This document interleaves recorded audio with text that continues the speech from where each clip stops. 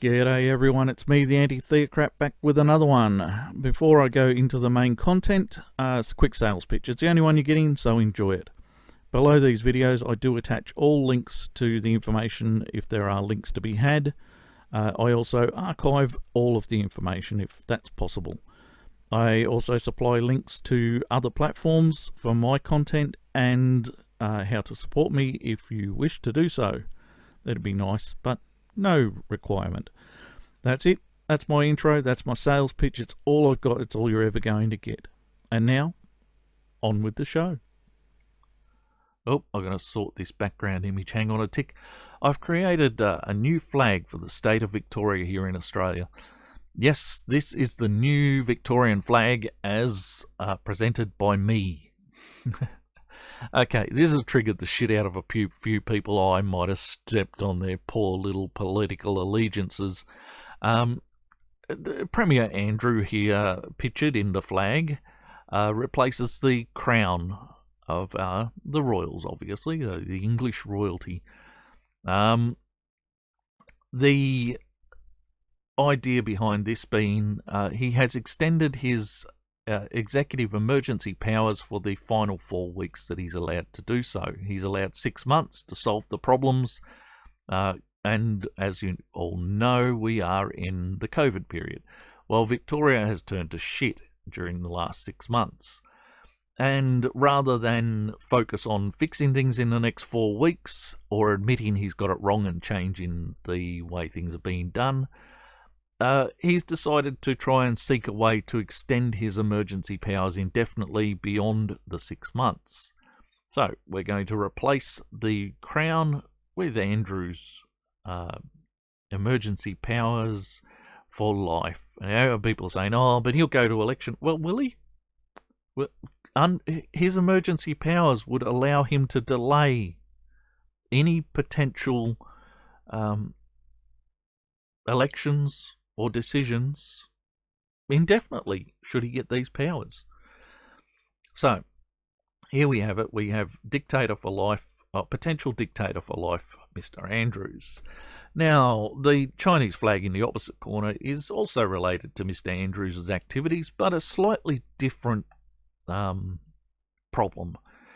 Mr. Andrews is apparently going to take out some loans with the Chinese government. I can't remember what the fuck they're called. I only saw the name of them last night. Who cares? These loans have internationally been used by the Chinese to obtain international favours and to take ownership of nations' assets. They give these loans to build infrastructure, and then when the loans can't be paid back, they end up owning the infrastructure. Now, I don't believe that we're going to end up in this situation in Australia, because if China look like they're going to own Victoria, the federal government is going to bail them out. The problem with this is the federal government is given its powers to raise revenue and do international dealings, which is another problem with these loans, is that they undermine our national security by letting China in through a back door. This should all be done through the federal government. But anyway, the loan itself will, should it be foreclosed on, be paid out by the federal government. Now, this does leave us in a difficult situation as a nation, but really it's not a huge amount of money, and nations cope with such things. The problem being that the states do give the federal government its powers and abilities. Now, the federal government in return collects revenue, which it then gives back to the states. And if Victoria defaults on its loans, the federal government is going to have to give some of that money to Victoria. Now, that diminishes the amount of money in the pot for the rest of the states. The rest of the states are going to be stuck bailing out Victoria. I don't know if any of the states in this country agreed to underwrite Victoria's loans. But this is the situation we will be in, because the federal government can't allow China to own great chunks of our country. So, this is the new Victorian flag. It reflects current events. Events which, because of indefinite powers being given, could become, well, China's got a dictator for life now. I wonder what Victoria might end up with. Just putting it out there. Alright, this is not the heart and soul of this video. We're going to move over to that now. This is just my background image. I thought I'd describe it and give you an idea why it exists. Triggered the hell out of people. It was an excellent trolling session I had yesterday following this one around. Okay. Sorry about that. Talking about things that popped up in my feed and I had to follow up.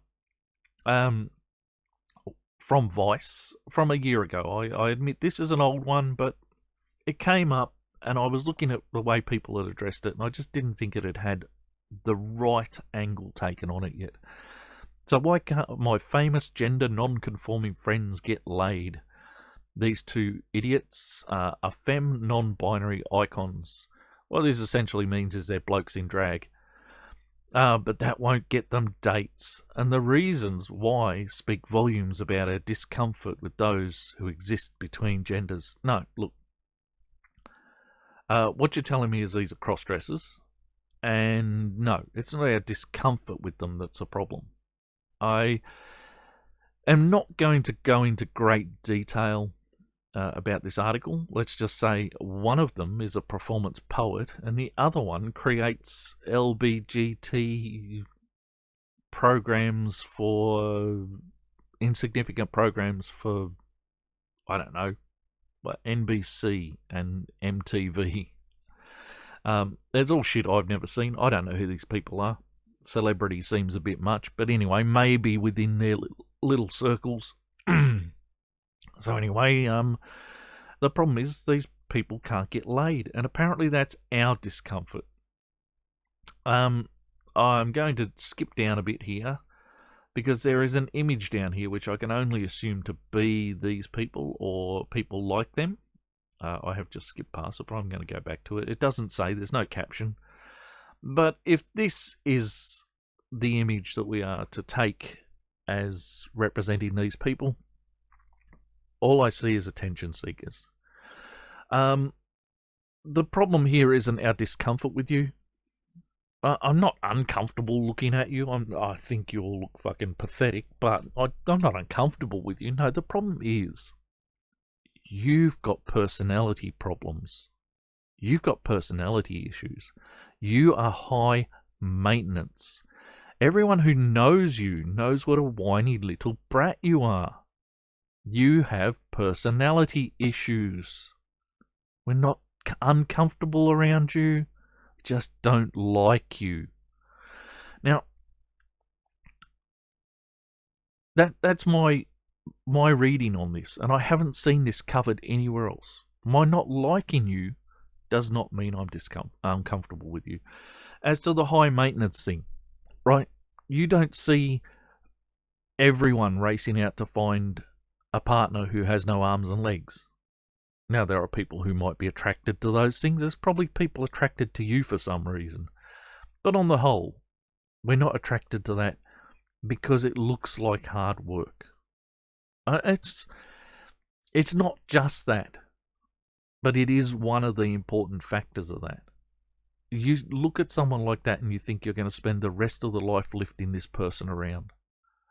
This person is going to need your attention all the time. Now, maybe there are machines and other ways that this person can get around, and that's a financial burden. It's a burden on your housing. It's a burden on... Look, they're probably the nicest, sweetest people in the world, but most of us are not racing out to get burdened. And you're a burden. Nobody is dating you because you are a burden. Well, nobody wants to get laid by you because you're fucking ugly, but you dress up like clowns. But in the article, it does discuss relationships. And if you want to form relationships, you got to sort your shit out. It's that simple. Now, this is going to lead me into the next issue, which is something slightly different and not very widely discussed. It's also not new. It's a few months old now, but And I wish I could find another source, but unfortunately, left-wing sources don't really want to seem to cover this. It's mentioned a few times in feminist circles, but they don't give a lot of information. So the Spectator has given us quite an article on it. Now, I don't want to read through the Spectator article. It quotes from the NHS website and what have you at that time. And yes, it's pretty horrendous stuff to read. The links will be below. But essentially, the gist of the story is that the NHS, without any fanfare, have decided that puberty blockers can actually have long-term negative effects on children. Any of us out here on the reality side of the fence could have told them that without any studies, but apparently there's been studies and there's been criticism. Now this comes through this article here. NHS transgender clinic accused of covering up negative impacts of puberty blockers on children by an Oxford professor.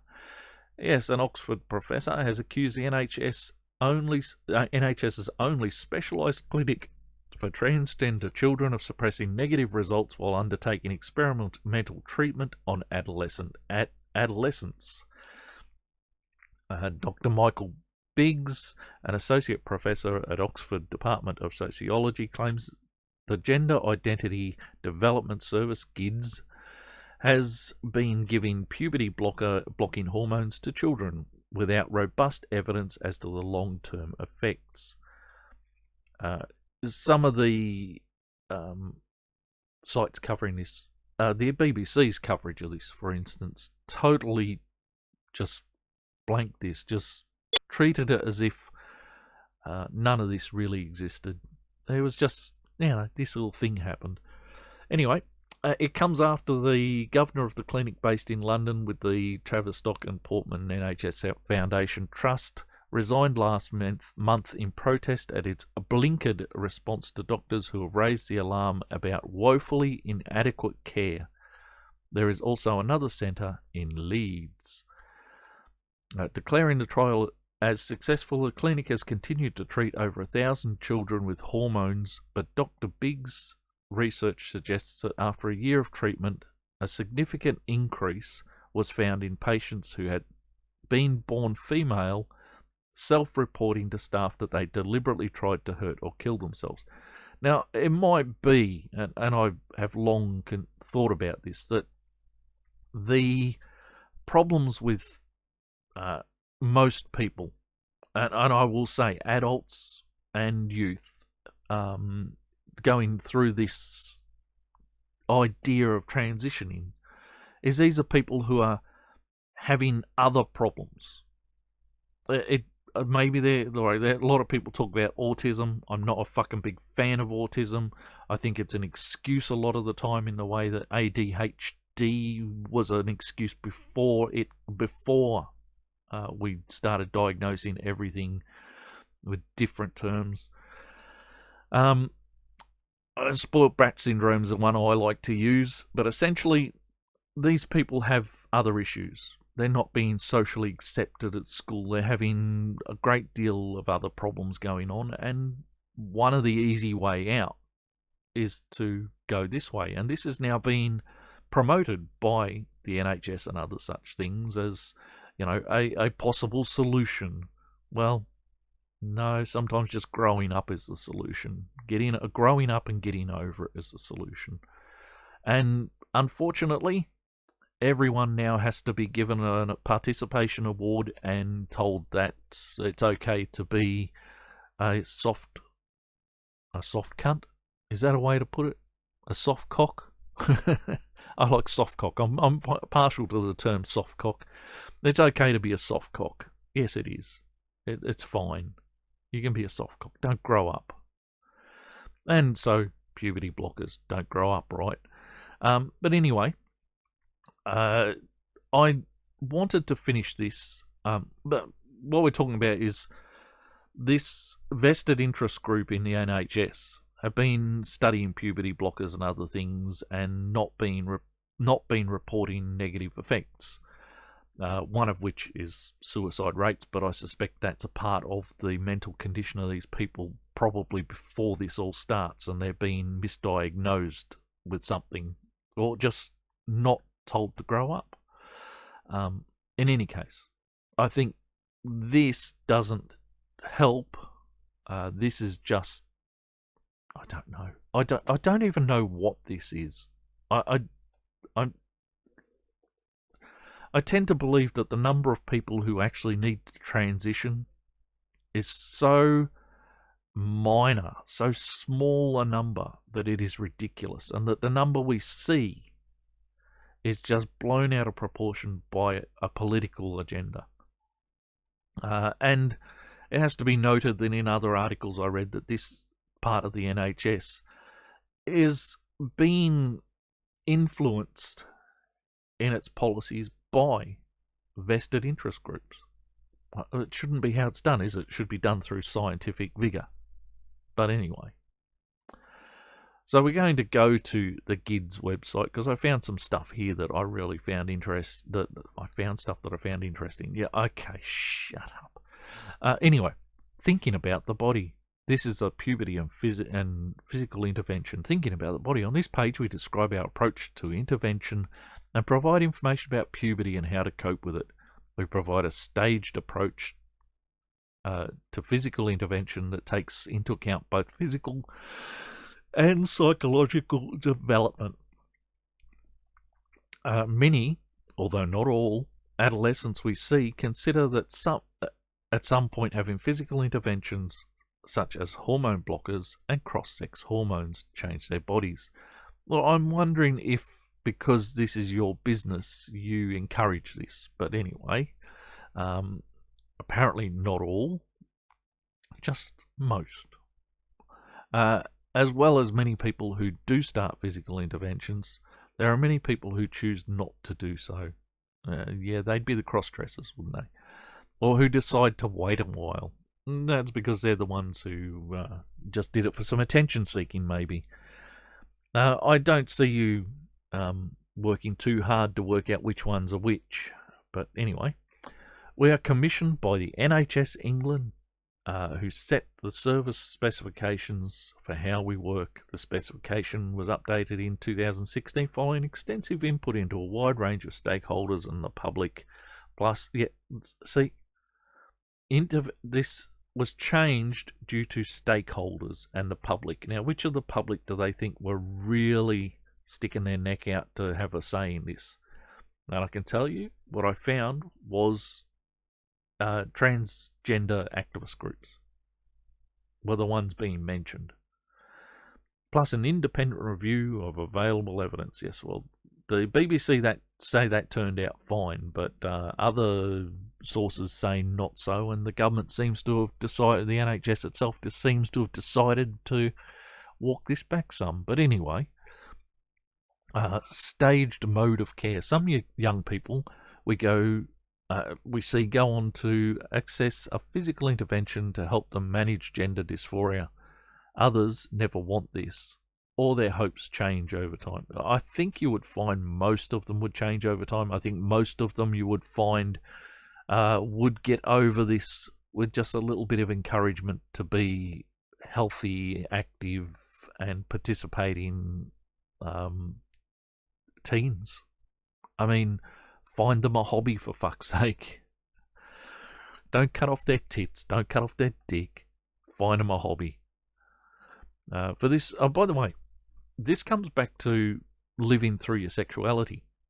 This sort of thing encourages people to live through their sexuality. This isn't saying, getting a job, having a family, finding a religion. And a long life atheist, but I don't care. Find a religion if that's what keeps you sane. Whatever it is that gets you through life, go and find that thing, because your sexuality should be for the bedroom.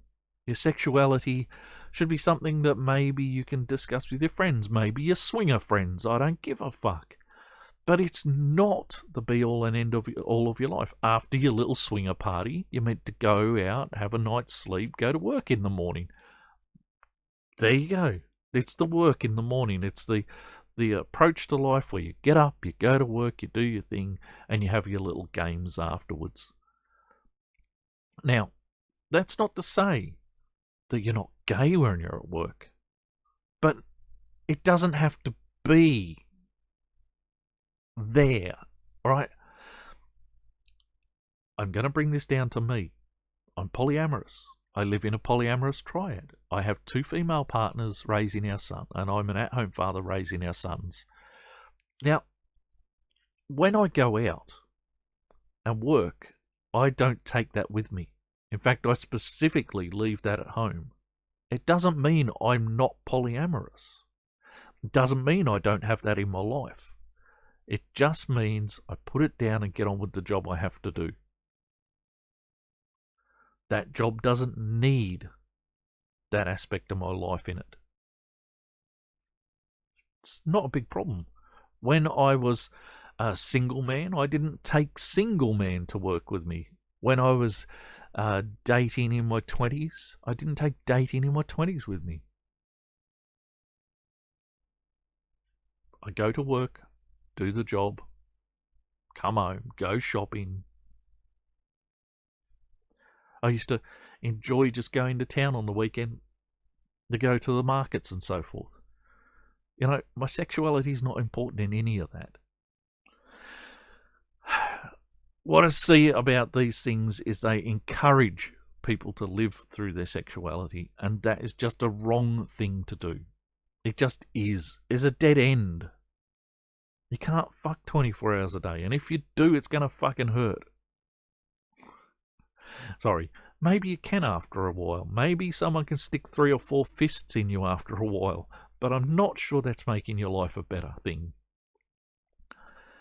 Right, getting back to this. Assessment and exploration. The first stage of our work with any child or young person is an assessment and exploration of the nature of their gender identity.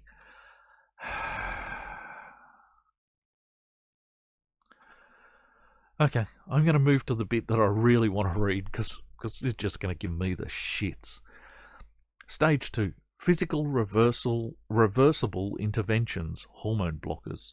Well, apparently the NHS has changed its position on this, but this is still not being sold by these people. They're not saying that. They are saying this is physically reversible interventions in the headline.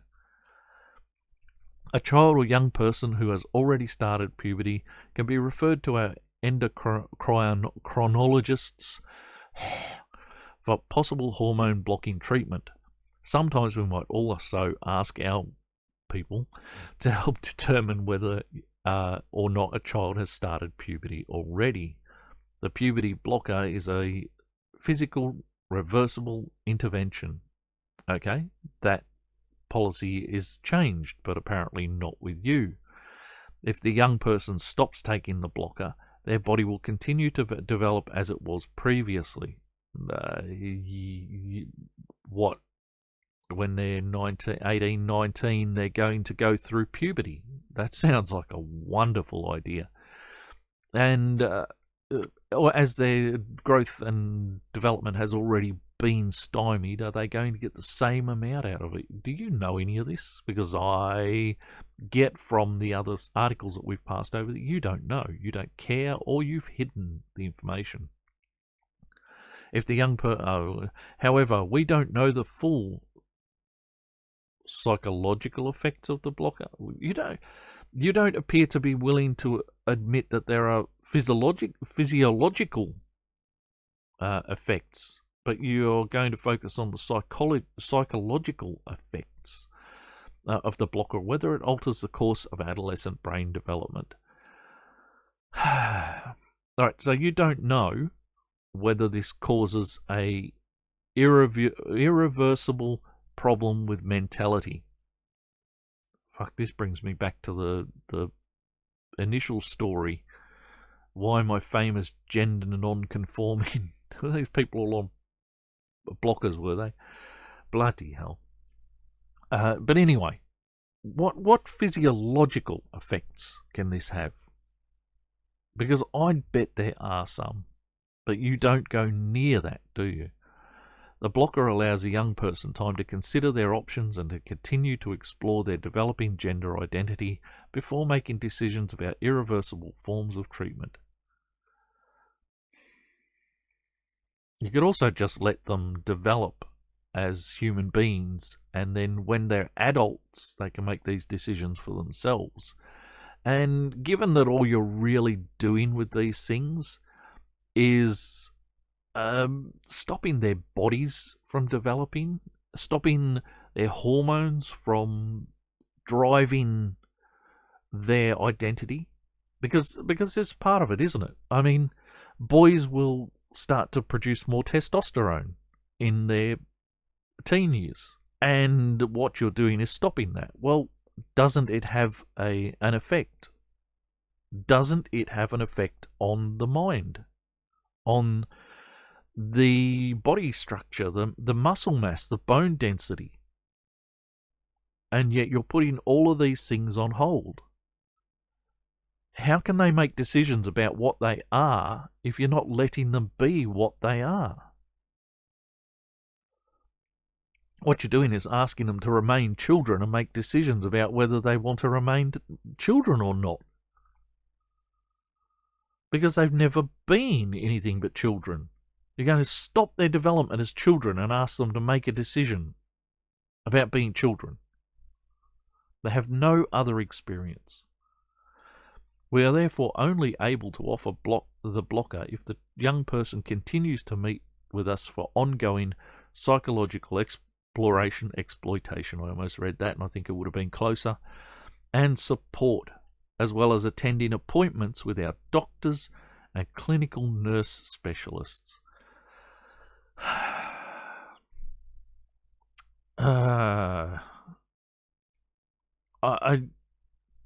said it all.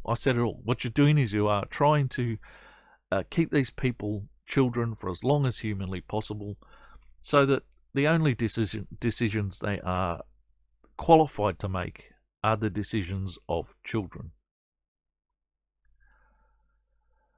Stage 3, partially reversible interventions. Cross-sex hormones, estrogen and testosterone, can be prescribed from age 16 after around 12 months of hormone blockers.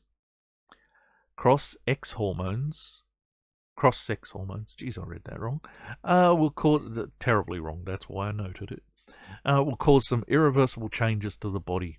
Estrogen will cause the growth of breast tissue. Testosterone will cause the voice to break. That's it. That's all that's going to happen. NHS, do you think you have a responsibility to say that it could cause sterilisation? These people could be sterilised and never be able to have children? Do you think this is at all important? No, they'll grow breasts and their voice will break. Which means if they decide to be girls, they're going to have a harsh voice. And if they decide to be boys, they're going to have their tits removed. And that's all. You don't see any problem with that. You don't see any problem with changing people this way from the age of 16 when we don't let them vote or join the army at the age of 16. We don't let people under the age of 10 or something have tattoos or what have you. There are rules, because these people are not able to decide for themselves. They are not mature. The first thing you want to do is make sure they remain children. Then, after you've held them back in childhood, you're going to say, right, you're age 16 now. How about you take these? Don't worry. The worst that can happen is your voice will break. The women are actually less susceptible, by my understanding, to the problems of these drugs. But the boys, you can ruin them for life. So having breasts is possibly the least thing you could have told them about. As well as thinking about young persons' gender identity development, we also pay attention to their psychological functioning. Do you think that paying this much attention to their psychological functioning tells anyone that you have to keep reinforcing this with them? Right? We also pay attention to their psychological functioning. Yes, you keep having to reinforce this because they could change their mind, because they could think outside the square. Maybe they're starting to question. But your job is to say, no, it's okay, little Johnny, it's okay, little Johnny, we're going to get through this, it'll be fine at the end, you'll be fixed. So you have to keep going back. Now, if people were really transitioning on their own because they had their own well-being at the end of it, you would think they wouldn't need this. I mean, as an adult might choose to talk to somebody about what's going on in their life around these things. But you're talking about children. You're talking about keeping children on your planned path. That's what that sounds like. Their emotional well-being and their physical health when considering the introduction of cross-sex hormones. Again, if their well-being is not being met by this thing, if their physical health is not being improved by this thing, then why are you encouraging them to do this thing?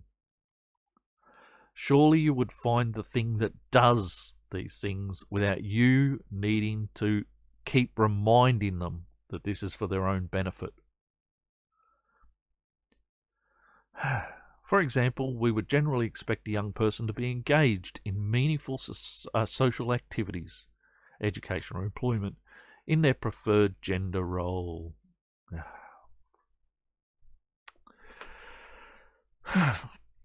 And then go to irreversible interventions. That's when the surgery kicks in.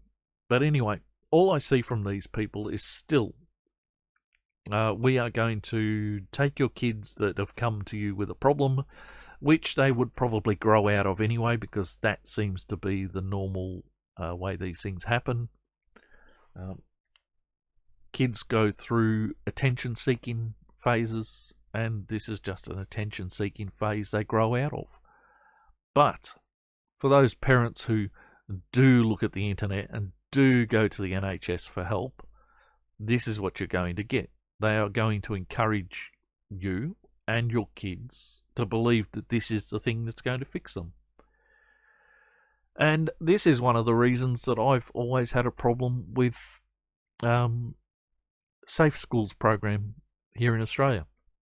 Safe Schools was implemented into Australian schools and still exists in some places as a program that was meant to be about bullying, but it had a specific focus. It was about LBGT bullying. It wasn't about general bullying in the school population. Now, as someone who was bullied through my education and knowing other people who were bullied through their educations, LBGT assessments of our situation would not have helped. In fact, the way some of these things have been talked about and structured, they would have encouraged me to believe I needed to transition. I am a straight male. I have never had any other inclinations, but because the bullies at school didn't mind calling me gay, there would have been no problem for some of the people running safe schools to assess me as needing to come out as either gay or transsexual. The number of children transitioning in our schools massively increased when this program started, because they do the same thing that this group do. They don't quite tell you the truth. They don't quite tell you everything that's going on. And then they spend their time making sure that you know that this is what you're meant to be doing. Now, with the safe schools, they had a dictate.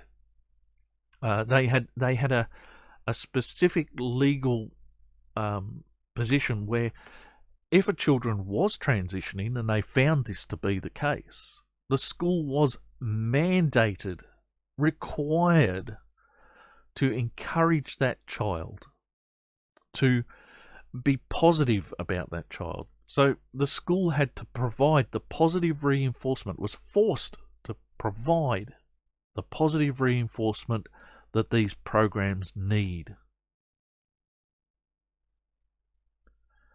Because, dare say, we don't know what happens if we let children be children and grow up the way children are meant to. We don't pander to their every spoilt brat tantrum. Alright. If you're stuck in this long, I hope you enjoyed where I took this and went with it. Just picking out the bits that were of interest to me. Is this something that just shits me because I have 2 young sons. I have seen bullying. I have myself and at least one of my sons. The other one's younger than that at this stage. And all I know is that these people and others like them would have been very happy to try and convince us we were something other than what we are. And that's it. I've had enough. I'm going. I do not want to do this anymore. I've had enough of this. I'm out of here. I've been the anti-theocrat. May your gods remain fictional. And I will see you in the next one. Until then, have fun.